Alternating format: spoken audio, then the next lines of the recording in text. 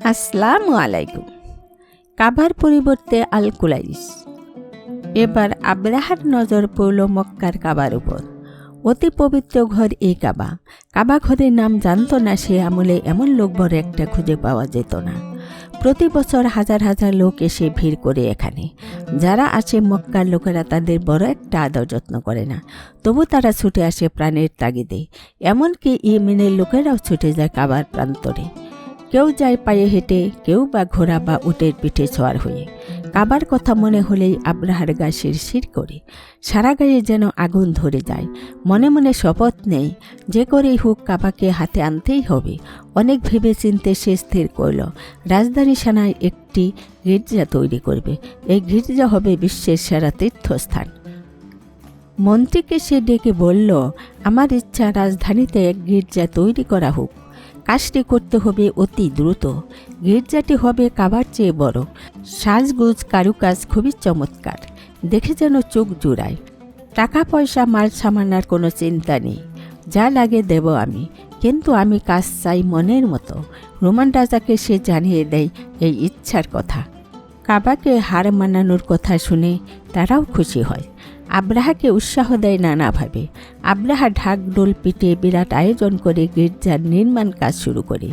দেশের সমস্ত ভালো ভালো কারিগরদের নিয়োগ করে এই কাজে। দেশ বিদেশ থেকে নিয়ে আসে মাল সামানা, টাকা পয়সা। দেখতে দেখতে গির্জার নির্মাণ কাজ শেষ হলো। গির্জার নাম রাখলো আল কুলাইস। গির্জাটি দেখে আব্রাহার মনে আনন্দ আর ধরে না। মনে মনে হাসে আর ভাবে, মক্কার কাবায় এবার যাবে রসাতলে। এমন সুন্দর গির্জা রেখে মানুষ কাবা যাবে কোন দুঃখে। আব্রাহা ঘোষণা দিল, ইয়েমেনের কোনো লোক কাবায় যেতে পারবে না। আল কুলাইস হবে সকলের কাবা, সবাই আসবে এখানে।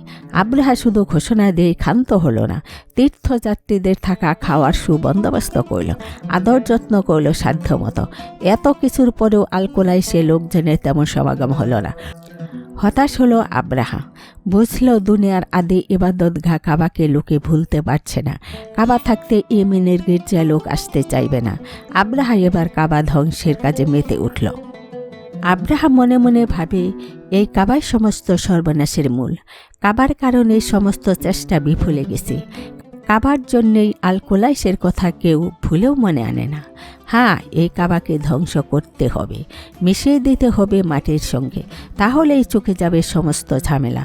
কিন্তু আক্রমণ করতে চাইলেই তো আর আক্রমণ করা যায় না। ছোট হোক বড় হোক, একটি অজুহাত তো থাকা চাই। হঠাৎ করে সুযোগ এসে গেল। আল কুলাইসে ঘটে গেল এক দুর্ঘটনা। একদিন গির্জার পুরোহিত গির্জায় ঢুকে তো একেবারে নিজের চোখকে সে যেন বিশ্বাস করতে পারছে না। মাথায় হাত দিয়ে সে বসে পড়ে চিৎকার দিয়ে বলে ওঠে, সর্বনাশ! গির্জাকে কে এমন অপবিত্র করল? তোমরা কে কোথায় ছিলে? পুরোহিতের চিৎকার শুনে অন্যরাও এসে জড়ো হলো সেখানে। দেখল গির্জার এক কোণে কে যেন পায়খানা করেছে। কিন্তু এমন কাজটি কে করল? কার বুকে ছিল এতখানি সাহস? শুরু হলো নানান জল্পনা কল্পনা। একজন বলল, আরে লোকটা ছিল একেবারে বুড়ো থুরথুরে, বাইরে যাওয়ার সময় পায়নি, তাই গির্জায় বসেই পায়খানা করেছে। কেউ কেউ বলল, আরে ভাই, ওসব কিছু না। শুনোনি আরবদের কথা? তারা নাকি আমাদের গির্জার নামই শুনতে পারে না। তারাই করেছে এই অপকর্ম। আল কুলাইসকে অপবিত্র করাই তাদের উদ্দেশ্য। চুপে চুপে কেউ কেউ বলল, আমার মনে হয় কি জানো, ওটা আসলে আমাদের দেশের লোকেরাই করেছে। কাবার বিরুদ্ধে লোকজনকে খেপিয়ে তোলাই ওদের মতলব। বাতাসের বেগে এই ঘটনা ছড়িয়ে পড়ল চারদিকে। এক কান দু কান হতে হতে বাদশা আব্রাহার কানে গিয়ে পৌঁছল এ কথা। আব্রাহা ভাবল, যে যাই বলুক, আসলে এটাই উপযুক্ত সময়। এই সুযোগেই মক্কা আক্রমণ করতে হবে, ধ্বংস করে দিতে হবে কাবাকে। আব্রাহার আগে গজগজ করতে করতে বেরিয়ে এলো রাজপ্রাসাদ থেকে। মন্ত্রী সেনাপতিকে ডেকে বলল, এ সব কিছুই মক্কার কুরাইশদের শয়তানি। অনেক সয়েছি, আর নয়, এবার ওদের উচিত শাস্তি দিতে হবে। যাও, ঢাকঢোল বাজিয়ে খবর দাও, তৈরি হতে বলো সবাইকে। আসসালামু আলাইকুম।